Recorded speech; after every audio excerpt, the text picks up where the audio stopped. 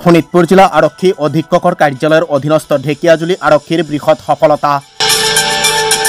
ঢেকিয়াজুলি আৰক্ষী থানা এলেকাৰ ওপৰ পানবাৰী গাঁৱৰ পৰা নিৰুদ্দেশ হোৱা কিশোৰীক বাংগালুৰুৰ পৰা উদ্ধাৰ কৰি আনিবলৈ সক্ষম হ'ল ঢেকিয়াজুলি আৰক্ষী।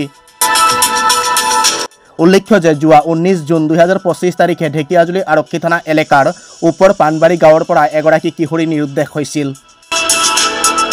নিৰুদ্দেশ সন্দৰ্ভত কিশোৰীগৰাকীৰ পৰিয়ালৰ লোকে ঢেকিয়াজুলি আৰক্ষী থানাত দাখিল কৰা এজাহাৰৰ ভিত্তিত 180/2025 নম্বৰত এটি গোচৰ পঞ্জীয়ন কৰি ঢেকিয়াজুলি আৰক্ষী থানাৰ উপ পৰিদৰ্শক জাকিৰ হুছেইনে কিশোৰীগৰাকীক বিচাৰি তীব্ৰ অভিযান আৰম্ভ কৰিছিল। ইয়াৰ পিছতে অভিযান চলাই ঢেকিয়াজুলি আৰক্ষী থানাৰ উপ পৰিদৰ্শক জাকিৰ হুছেইনৰ নেতৃত্বত যোৱা আৰক্ষীৰ দলে বাংগালুৰুৰ পৰা কিশোৰীগৰাকীক উদ্ধাৰ কৰিবলৈ সক্ষম হয়। লগতে উক্ত ঘটনাৰে জড়িত থকাৰ অভিযোগত এগৰাকী যুৱকক আটক কৰিছে ঢেকিয়াজুলি আৰক্ষীয়ে।